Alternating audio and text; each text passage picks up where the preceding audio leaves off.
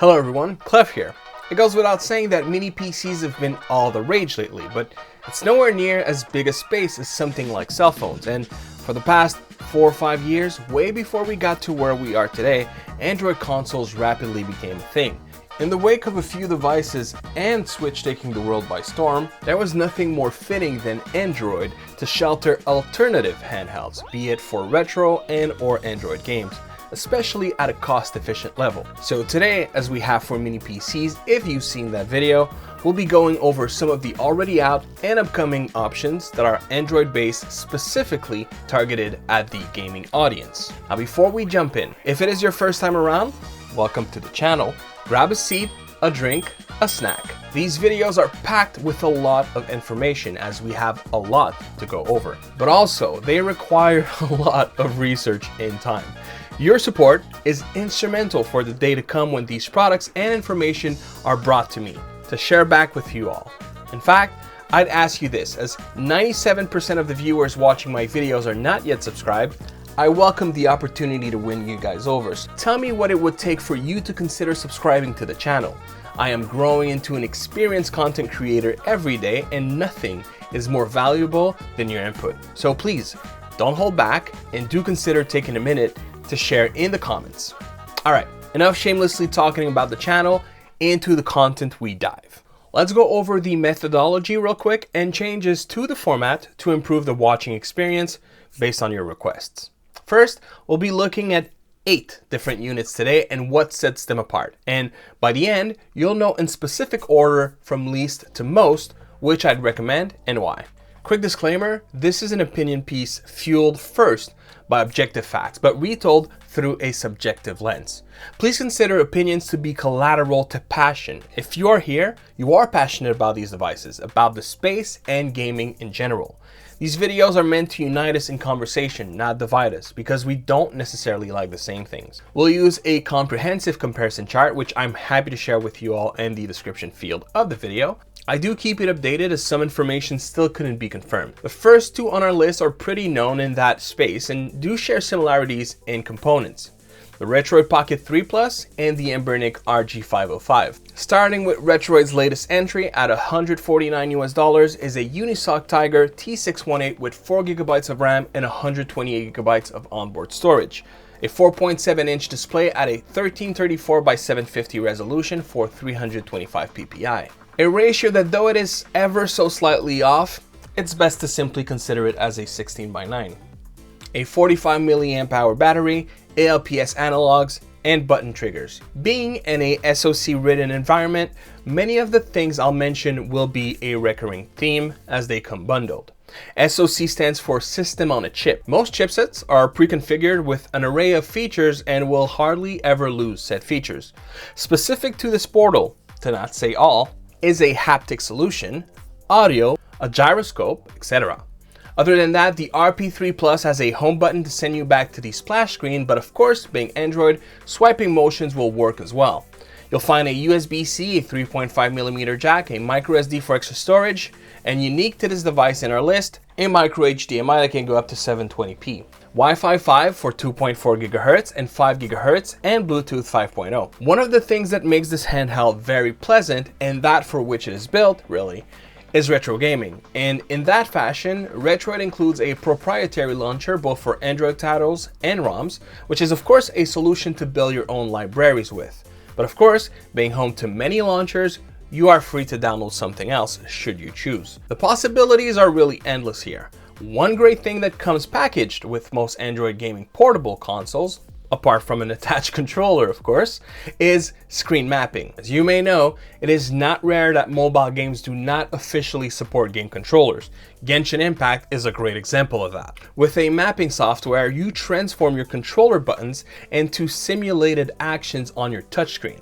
Software such as these usually requires root access, but having it supported natively is a huge advantage. There is a software making strides in that regard called Mantis Gamepad Pro, but it still comes with its caveats. Other than that, you have features such as swappable inputs to go from standard layout mode to Nintendo layout mode.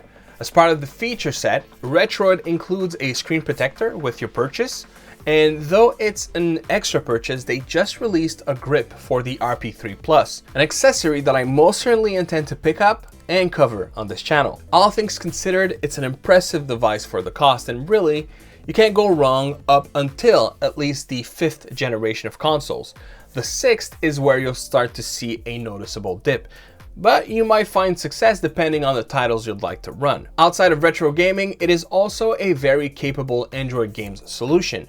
As it stands, mobile gaming is based around that free-to-play format. Why is that relevant? Well, from a business perspective, you are more likely to have a higher return on your investment if you have more people that can play your games.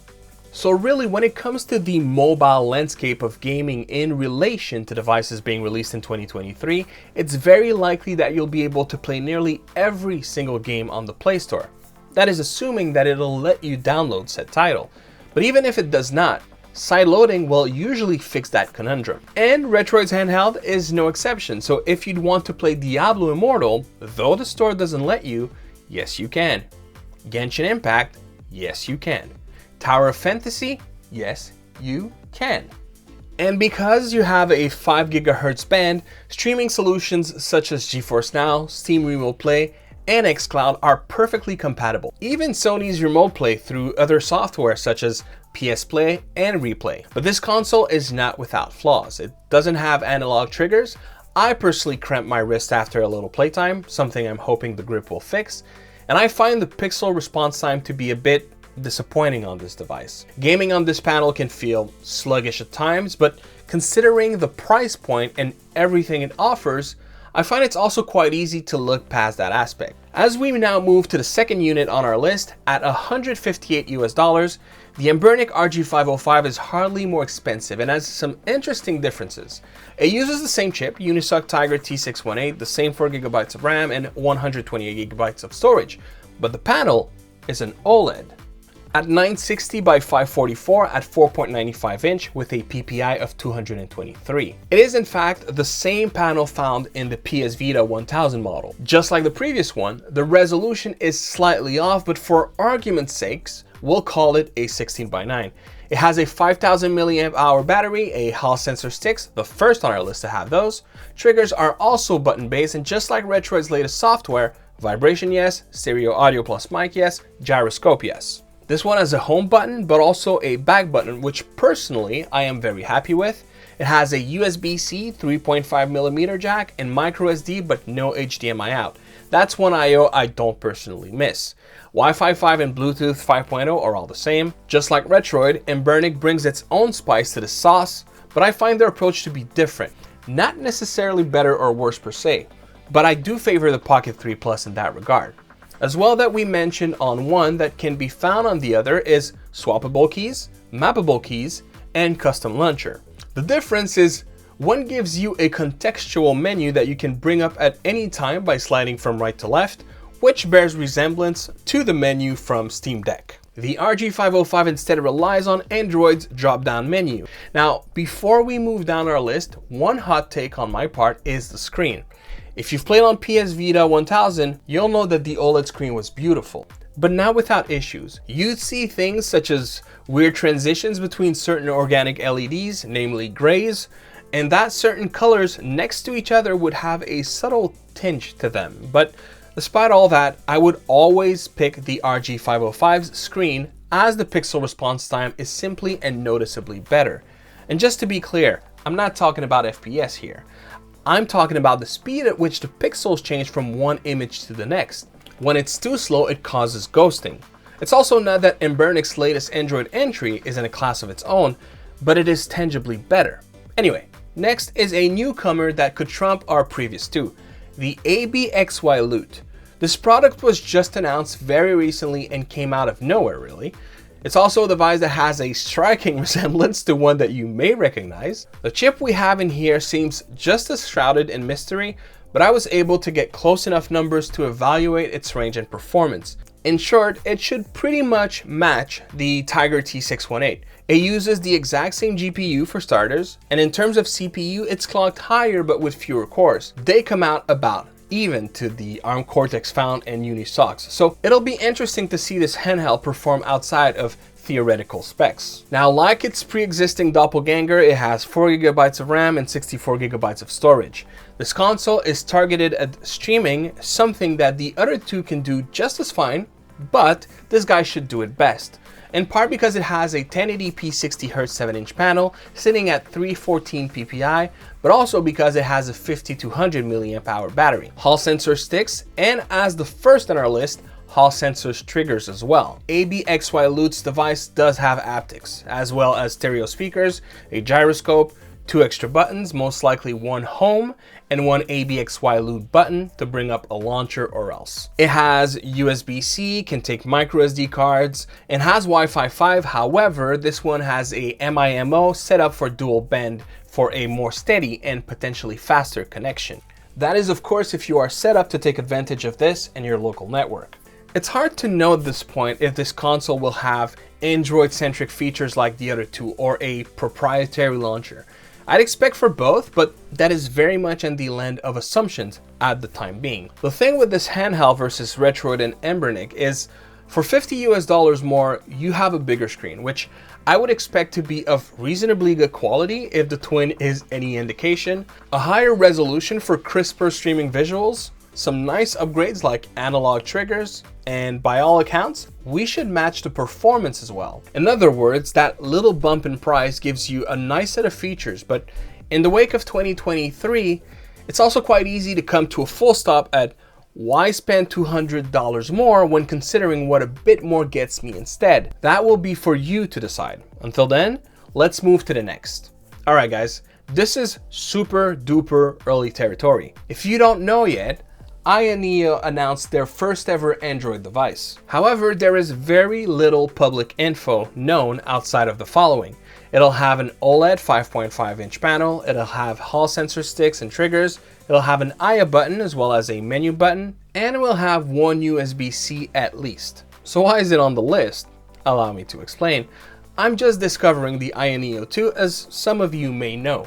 The full review is to come at a later time. This company is like the crazy madman in this space.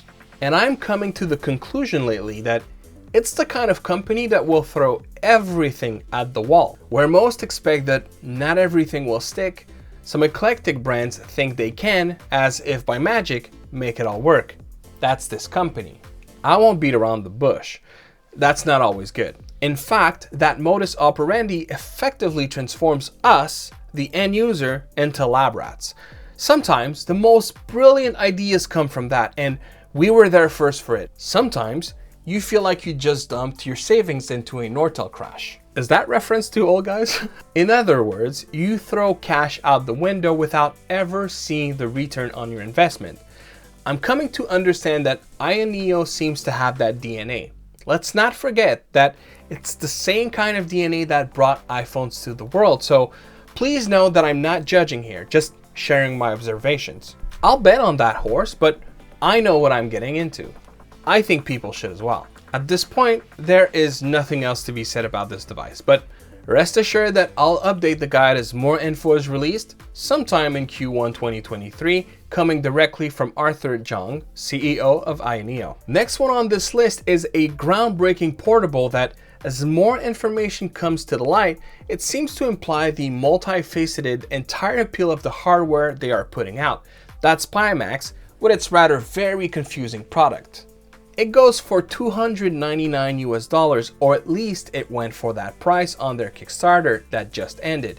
It is unknown at this point in time if the product will see a price increase when sold after the campaign is fulfilled. It also has a $549 model, but for the sake of this video, we'll ignore it. Okay, this one is a weird one. First, it has a Snapdragon XR2, technically an SoC with VR-centric features. As a reference, it's quite comparable to the Snapdragon 865.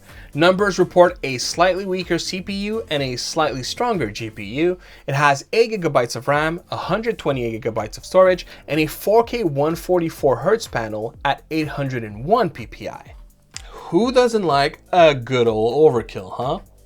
A 16:9 panel and a 4000 milliamp hour battery, it is rumored to have Hall sensor sticks but not confirmed, analog triggers, and haptics in the controllers. It is unknown if the body also has that capability. If anyone knows this piece of info, please kindly drop it in the comment section so that I can pin it for all to see.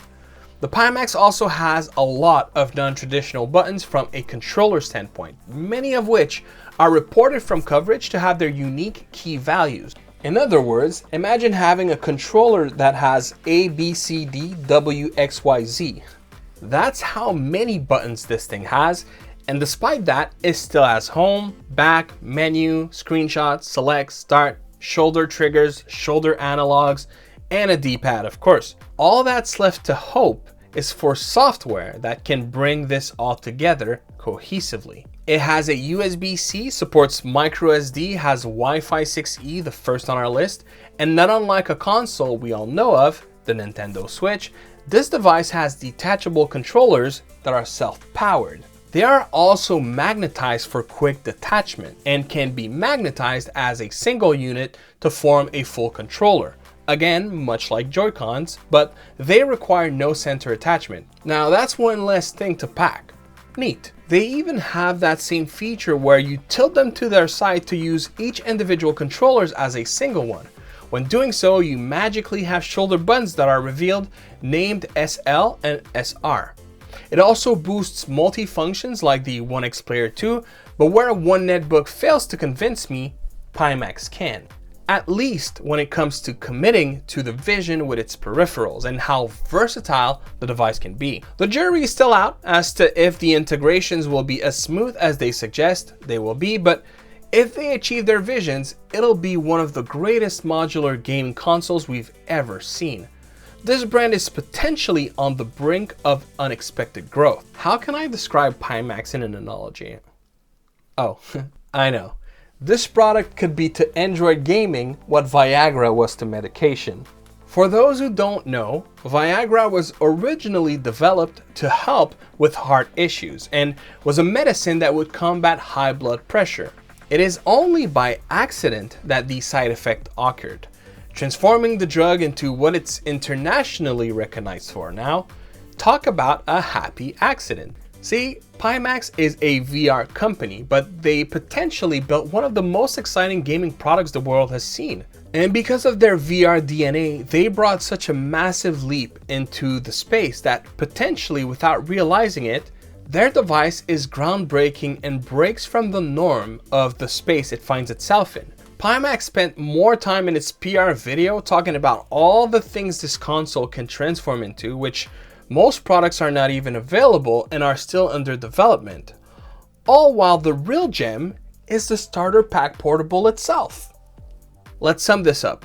Buttons like no tomorrow, a 4K display with 144Hz, and an SoC that is overkill for the retro market. And by the way, the XR2 is indeed equivalent or very close to a Snapdragon 865, but the system on a chip features incredible optimization to carry what it was originally built for, which is the highest, most demanding form of gaming that exists to date, VR. For this chip to power the Quest 2, a lot of amazing engineering was done. Now, there is a chance that this will not translate as well into a handheld, but if it does, there is also a fair chance that this device will outperform the chip it's most often compared to. What it will definitely not do, however, is to outshine the next console on our list, the Razer Edge. Starting at $399 US, this beast is one that we've heard about quite some time ago under a different shape. Let's rewind to late 2021. Snapdragon announces that it is working on a gaming-focused SoC codenamed G3X, built alongside their brand new Snapdragon 8 Gen 1. Originally presented through a gaming peripheral that seemed to be partnered with Microsoft, this chip stayed silent until the announcement from Razer. And this thing? Well, it became the one we are talking about today. Not to be confused with the obscure Razer Edge Pro tablet from 2013 that died as quickly as it saw the light. This chip, though based on SD8 Gen 1, seems to be, much like the XR2, subject to incredible engineering for the purpose that it is mainly designed for.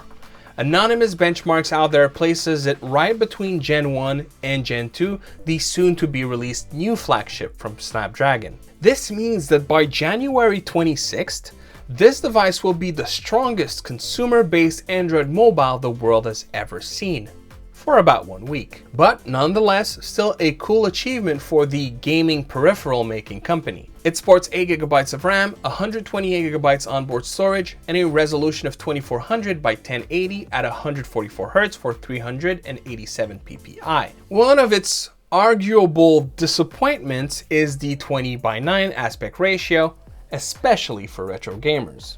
It has a 5000 mAh battery, and one of its most coveted features, it comes with the unreleased Kishi V2 Pro controller. No information points to this gamepad in terms of its analogs, but it would be surprising as we have yet to see any mainstream brand adopt the more durable, resurging technology sticks that are known as Hall effect sensors.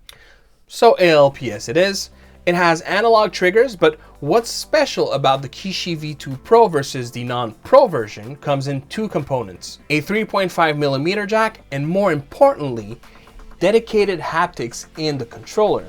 A first ever in the mobile controller space. It has stereo speakers, a home and screenshot button on the controller, a USB-C, a microSD slot, and Wi-Fi 6E. At $399, considering it's twice as powerful GPU-wise and 30% in CPU versus the Pimax, it's guaranteed to be in a league of its own. And where the XR2 may have great optimization that works for handheld gaming, you can be certain that the G3X Gen 1 is undoubtedly optimized for gaming, as it is built specifically for this purpose.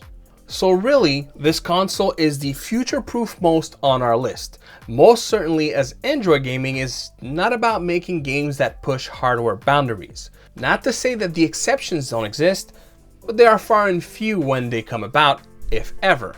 Best believe that this is a device you'll buy and stick with for a long time, especially when factoring its value proposition. That is, of course, unless something more interesting comes around, but it'll be one hard to dethrone Mama Jama, at least until the next gen of Android GPUs. In that same line of thought, it'll potentially be a one-time exclusive that this chipset is that affordable, if just for creating a new market line approach.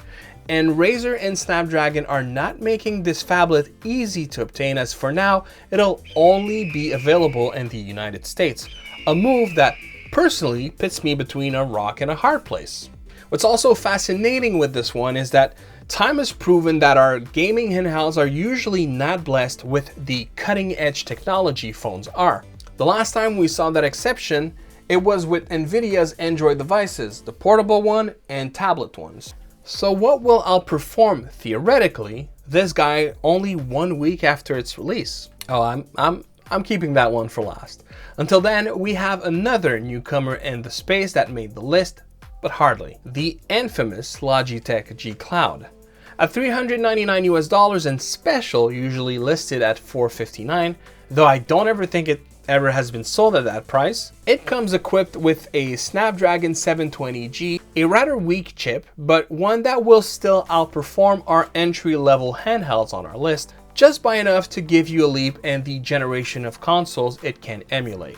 It has a 4 GB of RAM, 64 GB of storage, 1920 by 1080 60 Hz panel for 314 ppi. It has a 16:9 aspect ratio that's still technically preferred by many over the previous one on our list, a 6000 mAh battery, the highest so far, ALPS sticks, analog triggers, linear aptics, stereo speakers, plus a dual mic gyroscope, a home button, and a G button. It has a USB-C and microSD expansion slot. It supports Wi-Fi 6, plenty for anything streaming really. See, the problem with this package proposition, one that saw breath from a partnership with Tencent Games, is that it must have had ulterior significance, and the proof is in the pudding. When we see a device such as the ABXYLUTE, one that already makes more sense than the Logitech G Cloud, could this be a coincidence? I think not. Now, here's the thing. This portable gets a lot of hate, but truth be told, it's not a bad one. It simply isn't.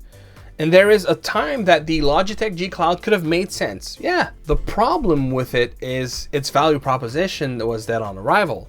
It hasn't even taken 2 trimesters for this console to no longer make any sense. And I'll say it, after this list, if you still decide to buy the G Cloud, you'll be paying anywhere between $150 to $250 US too much for it. Now I know, some of it goes towards better components, but what this thing really is good at, you'll get for a fraction of the price in a few weeks. You could also, for $100 US less, get something that is nearly 3 times more powerful in GPU power and twice in CPU power, the Pimax. Your options do not stop there. In a week's time, you'll have a device that multiplies by 2.5 times on CPU, nearly sextuples the performance of the G Cloud. That's 6 times, guys. Looking at critics from YouTubers who had review units from October 21st, October 23rd, and October 25th, forget 2 trimesters, it barely survived 1. Hot take. Fox was right when he told us not to buy it. Now you may be listening to this and are an owner of such product. Again, this is not an attack on you. And again, it is a good device, but not at the asking price and not when you see what the market has to offer. But that's why I'm here, guys, now. Hopefully helping you make the best educated decisions, right? And last but not least, the only handheld in this space that is not solely a gaming console, in fact, all while still being gamer targeted mobile, is the Redmagic 8 Pro. At $650 US, this monster has a Snapdragon 8 Gen 2, 12 gigabytes of RAM, 256 gigabytes of storage, and a 2480 by 1116 120 Hz panel for 399 ppi. A 20 by 9 aspect ratio, 6000 milliamp hour battery, haptics, stereo speakers, gyroscope, capacitive buttons, USB-C, and a 3.5mm jack. Wi-Fi 7? Wait, since when did Wi-Fi 7 even exist? Bluetooth 5.3, active cooling, and a desktop dedicated UI. Before I carry on, if you want to watch excellent coverage on the cell phone and you haven't seen it yet, I recommend watching Taki's video on it. He really puts the device under a microscope, especially with pushing the chip from a gaming standpoint. Now this one technically dethrones the Razer Edge. There is a chance, due to optimization and having fewer phone-centric components to drive, that the Razer Edge will still outperform this chip. Real-world testing will tell us that, but until then, on paper at least, this is the new king of the hill. It is wielding the strongest performance to date, but to what extent, you ask? Well, approximately 3% more CPU power than Razer's and approximately 10% more in GPS prowess. It's very minimal in all honesty, but thanks to its excellent cooling technology, as a gaming phone at least, it will still maintain a more stable performance than most. Once again, something very well showcased in Taki's video. The thing is, when it comes to this device, you're paying a premium for the very best. Now, the irony is that in a market of phones, gaming phones that is, this proposition is quite affordable.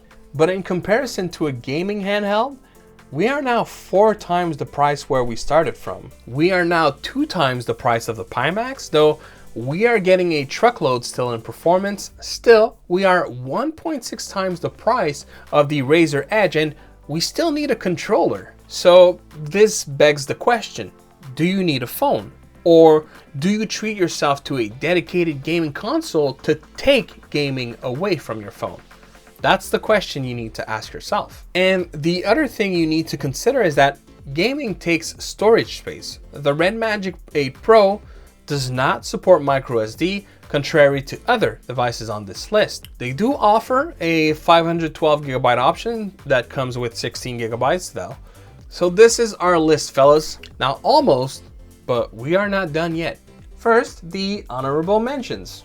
TrimUI is reported to come out with a PSP looking handheld soon, codenamed the TrimUI Smart Pro, and would be designed to rival the Anbernic and Retroid options. Quite frankly, there is too little information out there, and while AYANEO still made the list, their reputation precedes them. Trim UI simply is not there yet. The AYANEO pairing remains an extremely viable option and now ships regularly. Odin with its Snapdragon 845 and Odin Lite with its Dimensity 900. Oh, and while on the subject, certain SoC manufacturers will greatly perform better when it comes to emulation due to their mass market reach, which usually means they'll find themselves in the hands of more developers. That's why Snapdragon is considered king with mobile Android devices. MediaTek is pretty up there too, but not as common in high-end mainstream phones. In short, go Odin for emulator-focused gaming and go Odin Lite for Android gaming. The prices are nice too. The only reason why I didn't put them on this list is that first, you most likely know about them already, and two, they are losing traction as they are fading out to newer placeholders to take over. Next in our honorable mention is none other than the nebulous KTR1. Now quickly becoming another too little too late kind of affair. It's also one that seems hard to justify next to the Odins from AYANEO, but even then you can't buy it as apparently the creator of the console is having complications with production. Well, quote me on that, as that's information I picked up at quick glance on Discord talking about this device. It might as well carry no weight and be nothing but a rumor. Unfortunately, as weeks go by, I fear that it may be met with the same fate as the Logitech G Cloud. Again, not that it's bad hardware by any means, but it seems that by the time it'll be released, it'll lack any proper motives to exist. The handheld community is one of much solidarity, so I'm sure it would sell anyway. Still, where it could have had a bright future, it'll most likely dwindle nearly immediately after its release. That is, if ever it does. And last on our list is an iPhone 13 Pro Max. The thing is that while on paper the numbers are lower, once more, optimization can make the most out of those devices to perform better than usually expected. However, the iOS environment is still less permissive. You'll find fewer emulators. I do want to emphasize though, it's gotten considerably better, but not only that, Apple did embrace gaming to some extent. But the truth remains that when doing any heavy lifting, Apple will throttle your device pretty quickly. It'll dim your screen, it'll lower your chip. In other words, your handheld will feel like a champ for one round, and then it'll be out of breath for the rest of the sparring session. Still, chances are you may already have one in your pocket. It might not be a bad idea to see how far you can take this makeshift gaming solution. It just lacks these meant for gamers quality of life features that we do come to love and appreciate. It might not be an Android handheld gaming console, but when I navigate forums, I'm still baffled at just how much Apple phone owners don't know the extent to how far they can take their shiny new phones, especially from a retro gaming perspective. Honorable mentions, done. For our last thing to address, on my last video, there were many of you in the comments suggesting that I should have provided my recommendation in the video, and well, okay then. In decreasing order and why, the odd one in this list, AYANEO. So it's not that I don't recommend it, it's that I don't have enough information to even know what I'm talking about. So that's an easy one, it's taken out for now. Therefore, technically, the least recommended one on this list, which you may have guessed before I even call it out, the Logitech G Cloud. It pains me to say, isn't it weird that we care for devices? All joking aside, I really appreciate Logitech as a company. They've always provided good customer experience, they innovate, they do produce good products overall. They're not perfect by any means, but what I'm trying to get across is that I like the brand and I would have loved for them to hit a home run with this product. And much like Linus said, I hope they don't drop this new category line, but where I think Razer will succeed as they go all in, Logitech will have failed by going after too much profit to offer too little in exchange. That doesn't mean that they can't do better the second time around though. In 6th position is the Retroid Pocket 3 Plus. We were doing fine until now, right? Guys, if Odin consoles are starting to fade, so are the RP3 Plus and the RG505. Now, there's nothing to be angry about. It's the price point they are positioned in after all, that are turned into quick-lived, quickly forgotten products. Such is the name of the game, and I don't make the rules. Now, that doesn't mean that you personally have to, but in the landscape of this market, it is unlikely that YouTubers will be talking about the Retroid Pocket 3 Plus by the end of the year. Because as good as a device as it can be now, the probabilities are that something better will come about for approximately the same price sometime during the year. And that's okay. That's perfectly fine, especially for this kind of investment. Retroid, Anbernic, and any other companies putting out these kinds of products have to keep R&D and production going as well. When those chips run out, everyone will jump to the next best thing, and you and I, the world, will be there for it. And fifth place is Anbernic's for just about the same reason. So why is this one fifth? Fair warning, this is a very subjective take. Let's agree to disagree, right? I prefer the panel overall with this selection. Sure, RP3 Plus is crisp with a denser PPI, but I'm too sensitive to the ghosting I see on it. Don't get me wrong, it's not PSP level ghosting or drastic overshoot, but it's not smooth like it is on Anbernic's, and I respond negatively to that, especially with bold and vibrant retro game color palettes. And fourth, the ABXYLUTE. Presuming they don't go too overboard with their pricing strategy, this console could be met with a better faith and already be the device that makes us forget about the entry-level ones. But, and that's a big but, if you are comfortable getting in that price range, it's still, even before it shipped, is extremely hard to recommend versus the AYANEO. The Odin also has asymmetrical sticks. It is closing in on 7-inch with a 5.98-inch panel. It destroys the ABXYLUTE in terms of performance, and there is no reason for the Odin brothers to not be just as good for streaming. It has features that I'm pretty sure the ABXYLUTE doesn't have, like customizable keys.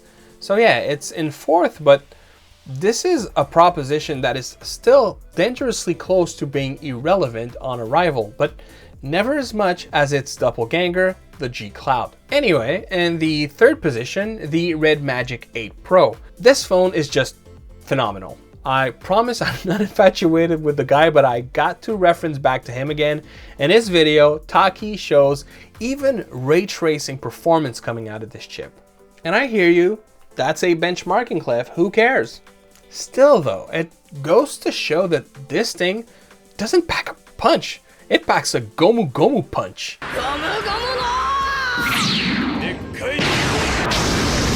But it will also run you for $650 with a controller still missing, though you may already have one up to the task. Even at $650, a 10% increase over the Razer Edge, which may not translate in the real world, is hard to justify unless you need a new phone, of course. In the second position, I hesitated for a long time, but I ultimately said Razer Edge. But before I explain, I want to emphasize on something. This is based on the information that I have now. This could change over time. It was a close call. First is the fact that arguably, the Razer Edge can be debated to be $280 if you factor in that the included controller is worth approximately $120 in market value. Razer already confirmed that they will sell the telescopic gamepad sometime during 2023, most likely in the last trimester. This solution is one that is built with gaming in mind, but there are things I'd be curious to see if it'll offer. And because it is a highly branded product, things such as mappable keys may be either lacking or be severely limited. It might be a risk Razer wants to stay away from.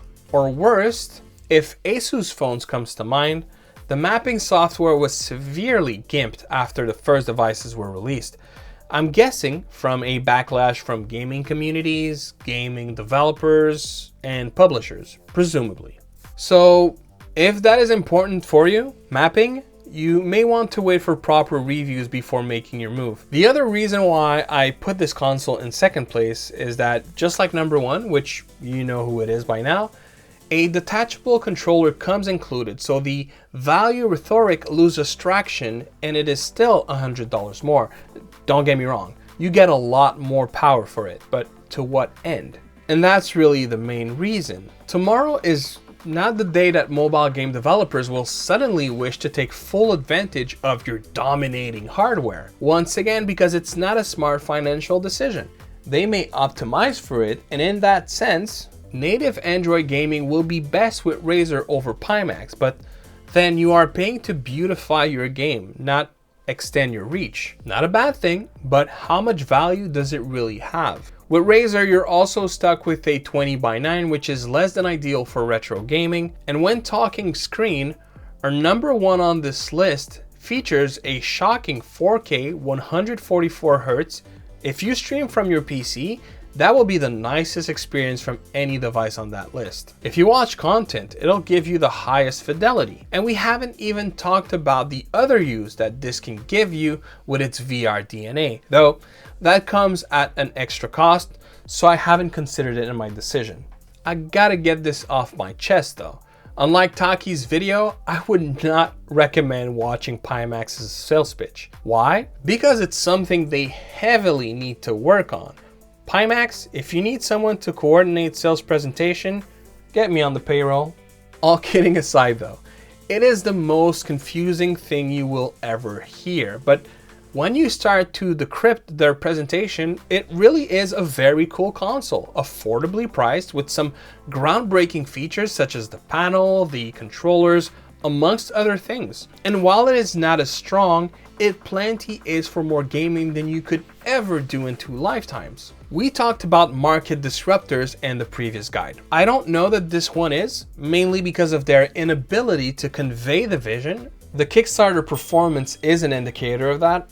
But when hundreds of your favorite YouTubers start talking about this device in a manner that is simple to understand, this product could demolish its Kickstarter performances. Now that's getting very much ahead of myself, as we don't know how Pimax will market this thing, but if done right, it'll do great. Mark these words, for in December 2023, this gaming peripheral could sit amongst many my favorite handhelds of 2023 lists. I'll probably have one myself. And this is it, guys. Whew. Once more, this was a long one. I'm putting on screen performance benchmarks. Feel free to pause if you wish to take a gander at them. But do keep in mind that some of these numbers are guesstimations based on all the data that was gathered. I'd expect to be quite close, if not off by a very little. Again, guys, the love and support I've received in a little over 2 months, I have no words for it. That'll be something else to look out for by the end of 2023. How much will we have accomplished by then? Well, if you're convinced now, you know what to do. In closing, put your comments in. Let's have a conversation. Let's talk about the devices that we are passionate about. And I leave you with this one question. Which one out of that list, or not, would you be most interested in? If you enjoyed watching this video, maybe you'll enjoy the one on the screen where I share my opinions about the Steam Deck in 2023. Because really for $400 US, if you compare the Razer Edge to it, making that decision suddenly doesn't seem as obvious now, or does it?